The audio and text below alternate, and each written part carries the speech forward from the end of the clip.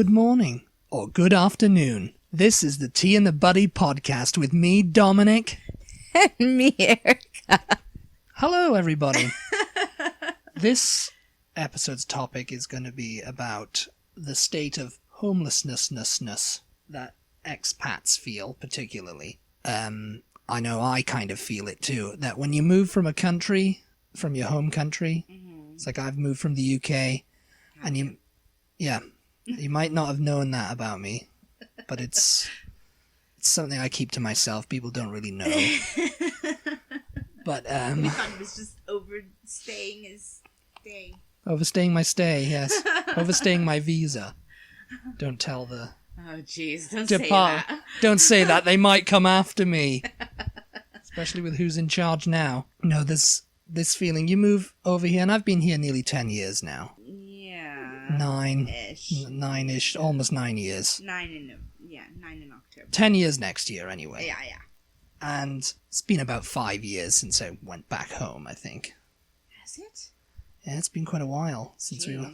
2014. Yeah. I mean, yeah, That was the first time the last time we went to visit my dad in Spain, but we were only in Britain for like an hour or so, weren't we? Yeah.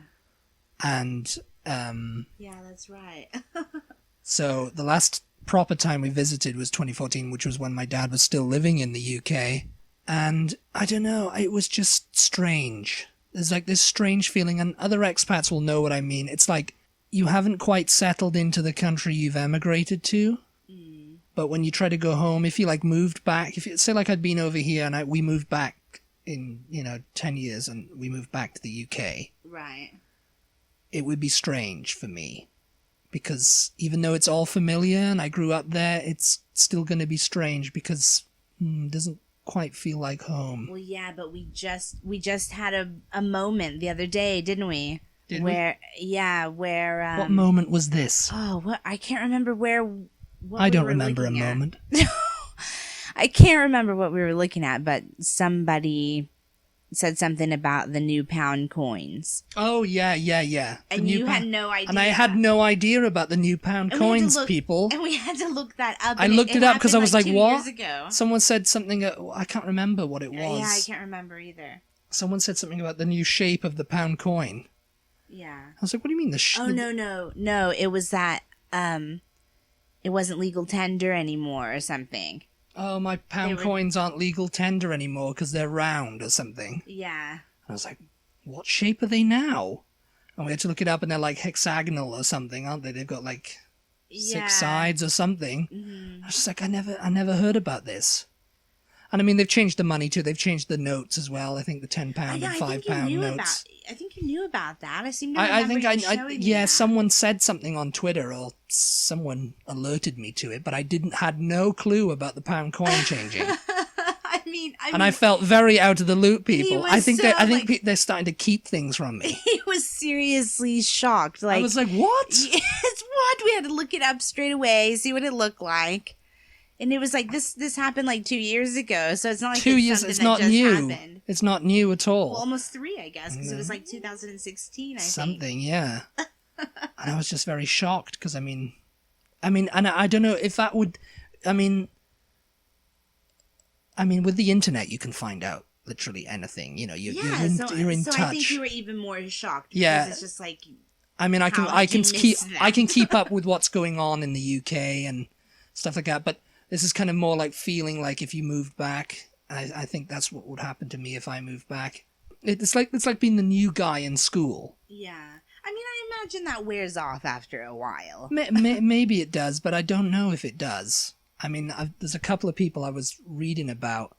Some guy said after 26 years in Australia, he was from the US.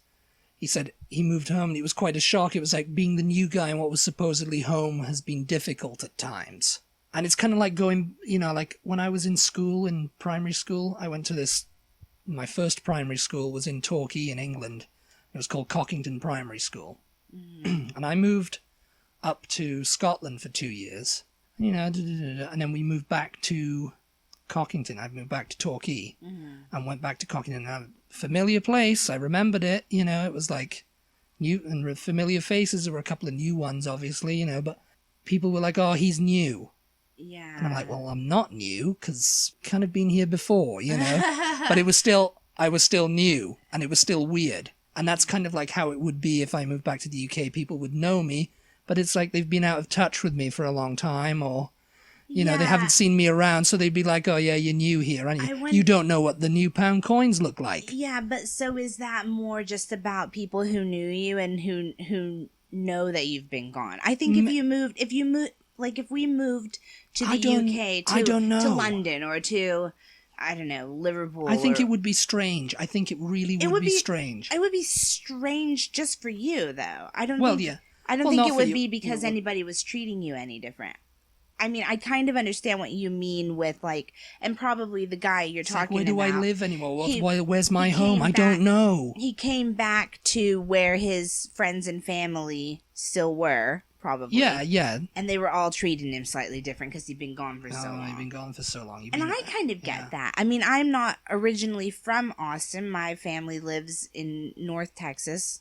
I mean, Northwest Texas. Not all of my family, but I was from up there, and I have family up there. So when I go back up there, I feel like that, and I'm not even in another country. Well, yeah. They kind of treat me like they don't know me anymore. Yeah. And I guess they don't really. I mean, you know. You've been 9 hours away, really, haven't you? Yeah, I've been a ways away, and you know, we don't see each other very often. We don't communicate. You know, it's just like so they kind of don't know. But I mean, you know, that, it's just I'm still in it's Texas, just yeah. You know, so I think that that's true for anybody who goes back home in quotation marks. I mean, there's the reason for the saying, you can never go back home. You can never go back home, yeah. I mean, there's a lot of people who are just like, they don't feel like it's home at all. And they feel like, oh, I'm going home, you know, to the US or wherever they've migrated to. They feel like I remember you saying that when we were in Britain, that it didn't feel like home anymore. It felt like we were going back home when we came back over there. It's strange, because I mean, I don't know if that would change if we moved, you know? I don't know if we lived over there. If we lived over back here, and it'd be like, oh, it's a bit weird over here, isn't it? You know? Yeah. Things have changed, you know? Well, I remember when we went to, like, the grocery store, for instance, and they had, I don't know, in the biscuit aisle or something, they had some new biscuits that they hadn't had when you left. You know? You remember that? And you were just like, oh, they've got this must be new. I don't know what they got this in. And you were all kind of like you just found out that they changed the pound coin, you know? You were like, oh, yeah, I mean, it's like, well, yeah, you've been gone a few years. Yeah, you know? And it's like, it doesn't, I don't know if it hits you. I mean, if it's anyone, I mean, there's a couple like of annoyed, expats. Like, you should have been notified about this new biscuit. I should have been notified. I didn't get the memo. I think it was the Tasties. Tasties, yeah, the bloody Tasties. That's what it was. So in Britain, I had a meltdown about them in Asda. They have cookies biscuits called hobnob creams, which are like an Oaty biscuit, an Oaty cookie. It's delicious. And then it's got cream filled, like an Oreo in the middle. The cream filled like kind. Sandwich cookie, but with oats on the outside instead of just the vanilla cookie or whatever. And when we went back to Britain. Okay, so the cookie that we were looking for was the hobnob cream. McVitie's makes it. And we saw, they still had them, but like right next to them or just a little ways down, there was these things called Tasties, and they were also made by McVitie. And they were like... And they were exactly the same thing, Exactly the same thing, and they did like bourbons and custard creams as well. Oh yeah, a few different variations, and I was like, why are they doing this? It was kind of like that, and it was also I hadn't been informed by McVitie's. So McVitie's would so like, what is going on? This is not what's happening. What is happening here, McVitie's? Explain yourselves. So yeah, I mean, I can understand. I can understand like coming back here and something like that is different, and just feeling like. No, you know, like I didn't know about this. I didn't know. Yeah, they've gotten something new that I've never seen before. That's what I mean. I mean, it's going to be strange, I mean, for everyone, but I think it's like if you eased back in... I mean, there's expats who listen to this. Tell us what you think. I mean, if you're an expat living in Britain or wherever... Do you feel like you're coming when home? you come home and you go, oh, yeah, you know, I'm going to my favourite store, but, you know, day-to-day life, going to the grocery store, do you feel like I'm just on holiday, you know? Or do you feel like yeah, this is my home. I love coming here. Everything's great, you know. Right. Everything's cool. Everything's groovy, you know, and all that. But, or does it feel like, you know, like, oh, this is my home and the UK is my home, or the US is my home and that's that, you know. Yeah. Can't wait to go home. It's kind of like a reverse culture shock, is what it is. Someone said that. It's a bit like, well, I'll give another scenario. Like we were going around the town that you lived in before you moved here, and you were just The town in Wales. I feel like you were looking at it the way I saw it, and you were not. I kind of was. It was kind of like a shock. No, to me. you definitely were. I think because of I can't remember now. It's been whatever you said, 5 years. Yeah, it's been. Doesn't feel like it was that long ago. But you were like commenting on the town. I don't know, things like as if it was new. Whatever it was that you said, and I was just like, no, this is the way I remember it being. You know, it was the same. Well, to be fair, whatever. it was new. They had knocked down everything and put in that huge. Well, yeah, new, but I just mean like the general plaza. vibes, or It got a Nando's. That was what happened, and I was all shocked about that because I don't think we tried Nando's beforehand, and then. No. And so my friend Scott, he took us, well, we went to Nando's with him, and I was just like, oh, this is really good. It's where you fell in love with halloumi cheese, baby. Yes, but you were calm. I mean, aside from like the obvious changes that we could see, I can't remember exactly. I can't like think of an exact example, but just little things you were saying about here or there, and I was just like, yeah, That's how it's always been. Yeah, that's the same thing. And so you were definitely like looking at it from an outsider's eyes.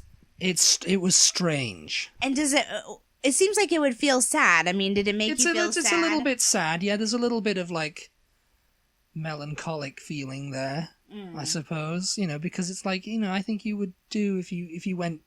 Oh, yeah, sure. And you came back to Austin, you were just like, you know. Yeah. That's new. Oh, I didn't know. You know, it's very like, oh. Yeah. Wah, you know. Yeah, no, I'm sure I would feel like that. But yeah, it's just a case of feeling like you don't belong anywhere. It's a very strange feeling that only maybe an expat would have, or maybe someone who travels a lot. Yeah. You know, just someone who hasn't emigrated would feel like this. You know, someone who goes, oh, we're going home for Christmas, you know, and they live in the US or they live in the UK, but they've been traveling around the world all year long. You know, it's been one country after the other every month. Like some of the YouTubers. That we watch. And it's like, do you find it strange going home and thinking, yeah, this is my home. I'm gonna die here. I'm gonna live here. I'm gonna raise kids here. Whatever, you know. If that's what you're going to do. Or do you feel like, oh no, I've got to be out on the road because I'm a citizen of the world, you know? Yeah. It's like I'm not a citizen of the US, I'm not a citizen of the UK, I'm not a citizen of Europe, you know, I'm always out traveling. Well, I think it's strange. I think it depends on the person. I mean, if you're a traveler and you really have that deep down, and I think you've been doing it for years, I think you're used to that, and you probably might feel like you want to just keep that up and you want to raise your kids. I know some of the people that we've seen said, oh, I think we will keep this. I think we might have kids, but we'll just keep doing this, you know? Yeah. And we'll bring them with us, yeah. I mean, you know, not putting down roots, you know, and I mean, it's weird because, you know, some people have no trouble emigrating and making a life in the country they've emigrated to. For instance, my doctor, remember her? I didn't even know she was British. Oh, your doctor here. Yeah, okay. Here, yeah. When I was speaking to her, I detected the accent, and I said, "Oh, where you from?" You know, and she goes, "California," and I was like, "No, you're not." I was like, "Yeah, but where are you from originally?" You know. And she was like, it wasn't a thick accent. It was definitely like... It was light, you know, she had a bit of an American accent. But it was there, yeah. It was there, yeah.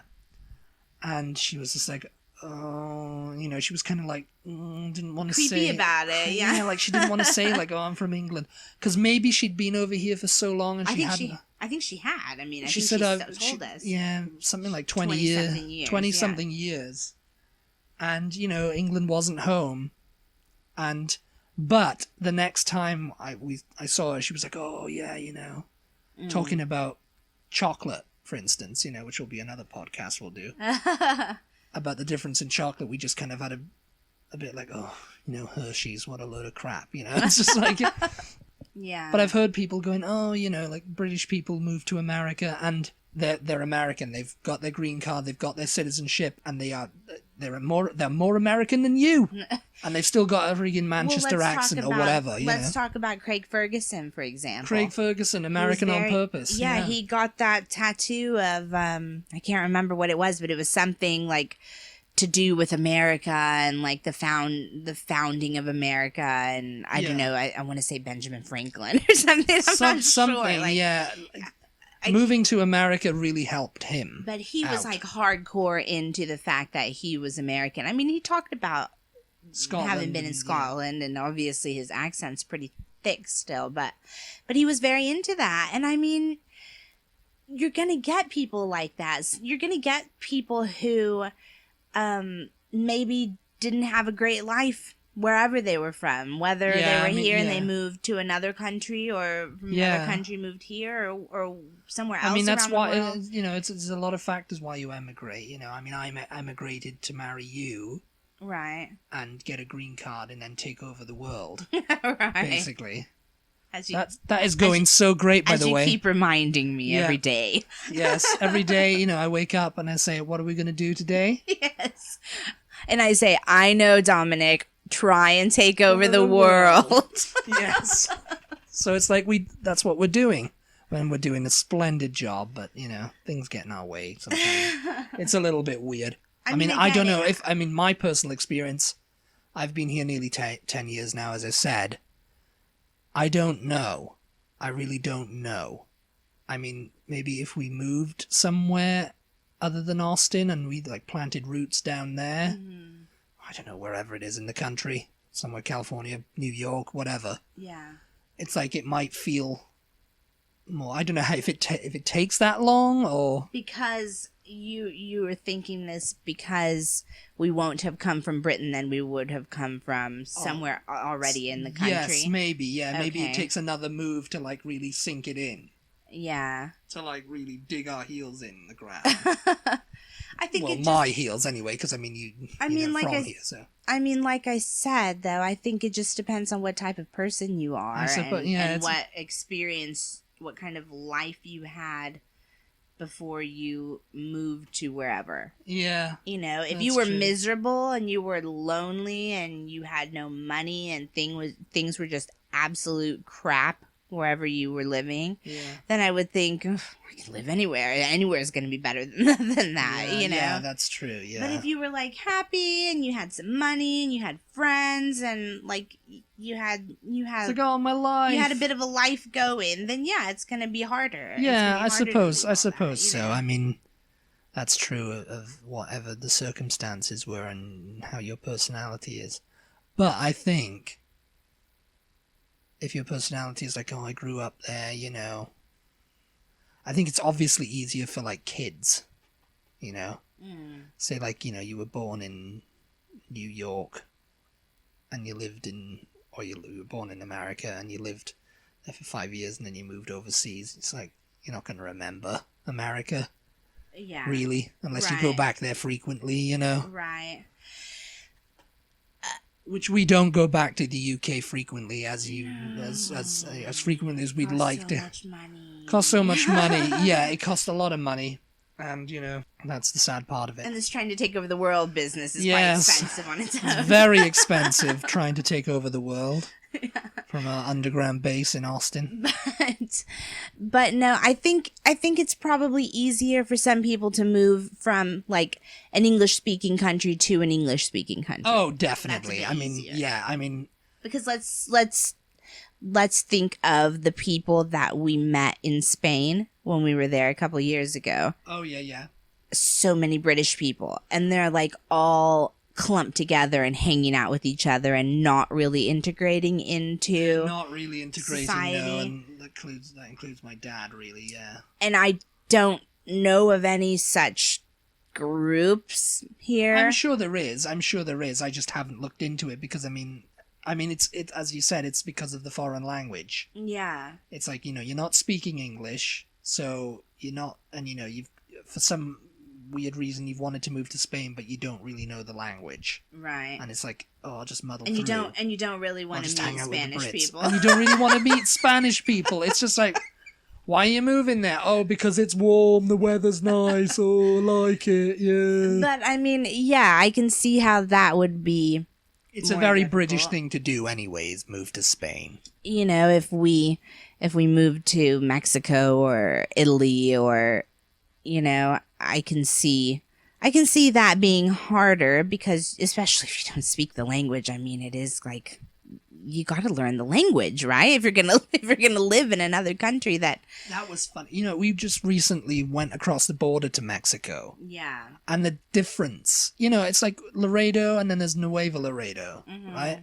The difference I felt was kind of astounding. Just across the river, it's just like, it was, because Nuevo Laredo, it was a little bit more laid back. There was, there was a lot of people there. Mm-hmm. But in Mexico, there was even more. In Nuevo Laredo, there was even more people. Yeah. And it was a different vibe. Yeah. Even though they were like that far apart, it was like there was such a different vibe. Yeah, it felt like Mexico, really. Felt like Mexico, yeah. And I mean, the $1 lunches, as you kept going on about. Obsessed with them. $1 lunches. $1 lunches. Bloody loved them, you did. I mean, I remember asking you, do you feel like, do you feel like this is a foreign country when you came to England the first time when you were in London, I think? So do you feel like and you were like, yeah. Yeah, I mean, yeah, it is. And I'm just like, okay, because I don't know if I feel like America's a foreign country. Even the first time you came here? Maybe you not. didn't feel like you were in a foreign country. But again, that goes back to, and this is going to be a separate podcast, it goes back to that you guys are much more exposed to our culture than we are to yours. That's the importing of culture, we're going to do a podcast on. So for that reason, too, I find this whole conversation interesting because I would think that you would feel like this is home. Like, I would think that you would not feel like... I think you would have an easier time being here than I would going over there. I mean, in theory, if you know what I mean. Yeah. Yeah. So I find it interesting to think that you still don't think of this as home necessarily, but you don't think of Britain as home anymore either. Like, I feel like I'm trapped in the middle. Like the Atlantic Ocean might feel more at home. I don't know. Get you a little boat. Give me a little boat and I'll row out there. I'll try to take over the world from there. Thank you very much. But yeah, I mean, it's just that kind of vibe. Yeah. I am really curious for anybody who's listening who has lived in another country, whether several it's Britain, other countries, whether it's Britain or wherever, or whether you're living in Britain right now and you're American. Yeah, just kind of let us know how you feel about this subject. I mean, do you feel settled? Do you feel at home? Like, do you have any desire to go home? Do you feel like, oh, can't wait to go home, can't wait to go visit home? That is, not like. And how do you feel when you go back home? And do you feel like when you go back home, do you feel like, oh, wish I was at home now watching, whatever, Yeah. But it's like, you are at home because this is where you were born, Yeah. You grew up or whatever, I was raised. I wonder how much, like, having a job and having friends and, kind of... Yeah, I mean, I'm sure having a job and having friends is in your new place is going to tie you more. Yes. Yeah. Because you're making money, you're seeing people. It's a routine. And I would think that if you had kids in the new place, in the new country, yeah, that's probably going to make it feel the family more vibe, like home. Yeah. So all of those things probably play into it. Yeah, and I don't know. I mean, I can't really offer any other insight besides the fact of when I go home in quotation marks, like at Christmas or a holiday or something like that, I do feel a little bit like, or I used to, especially right after we first moved to Austin and I went back. Yeah. I felt more weird than I kind of do now, really. Although the feeling that the people that I'm talking to don't really know me is stronger now than it was then, you know? So, yeah, people treating you differently too, you know, people like, oh, they've been off living in America, and oh, they've been off living in Britain, so they're too good for us now. Yeah. You know, it's like that kind of like snooty attitude that you might get from people. And, you know, like somebody said and the thing, oh, don't try and go back to the same job you had, because they're trivial lives. You know, like if you had a job in the UK, I don't know, working at an office and stuff, and you moved away for like 5 years, 10 years or whatever, and came back, and you could, lo and behold, get your old job back. And, you know, there's still people there, and it's not going to feel the same. Yeah. Because I think it would after a while. It might after a while, I don't know, but that's like what people say, you know. Don't try and get your old job back because it's not going to feel familiar. Yeah. Because they'll all be like, oh, there's going to be some resentment that you haven't been there for the past 10 years and you don't know and you weren't there for that and you've missed a lot. You know, it's like missing school, you know. Yeah. Oh, God. Don't remind me. I have these dreams all the time. Missing school. It's like, oh, well, you know, and it's like, even though you know, you don't have anything to catch up on, really. You're going to fail the test. You haven't studied. You know, it's just, you know, you've been away for a long time. Yeah. And... yeah. I mean, I don't know really how much more there is to talk about. I don't think there's too much more to talk about, really. I just wanted to talk about this because it was something I was playing on my mind. We didn't really do any... Now that you've depressed everyone. I haven't depressed everyone. I've told everyone of my plans to take over the world. I think everyone is in rejoicement. But yeah, I mean, let us know your experiences down in the comments section. Yes, let us know. Tell us everything, you know, tell us your thoughts. We're gonna do a podcast, I think, eventually, like maybe just talking a bit more about who we are. Who are we? In case you don't know. We're people who are taking over the world. I mean, if you've been on our Facebook, you might see like a lot of Beatles postings. It's because we also have a Beatles website. Yeah, and we're Beatles fans too. Yeah, we're Beatles fans. So this podcast sort of came from there, and we'll kind of explain all that a bit more in another podcast maybe, but don't be afraid to post on our Facebook. Yes, because you see a lot on our of Facebook Beatles group. Posts. In our Facebook group, yes. We have a page too, but you can post on the Facebook group. In the Facebook group, because that's where we are most of the time. We definitely want you guys to get involved in these discussions. Oh, definitely, I mean, we kind of start these podcasts where we're like having the little chat about whatever the topic is, and then maybe later after we finish the podcast, sometimes we think, oh, we should have also said this, or this is another question that came to mind, so that's all kind of stuff that we can talk about in the Facebook group. So if you guys want to head over there, it is I think facebook.com the groups. Yeah, it's T-Buddy. T-Buddy? I think it's T-Buddy, yeah. T-E-A Butty. I think that's the Instagram and Twitter. Yeah, and the page. Yeah. Yeah, so everything's the same. I mean, just do a search for T and a Buddy on Facebook in the Facebook search bar and you'll find us anyway, so... I think so, yeah. So, yeah. But anyway, yeah, Instagram us, tweet us, Facebook, all of tweet, that kind of stuff. All that kind of great stuff. And we shall see you again. Thanks for listening. Yeah. Thank you very much for listening to me depress you all. Bye. Apparently. Goodbye.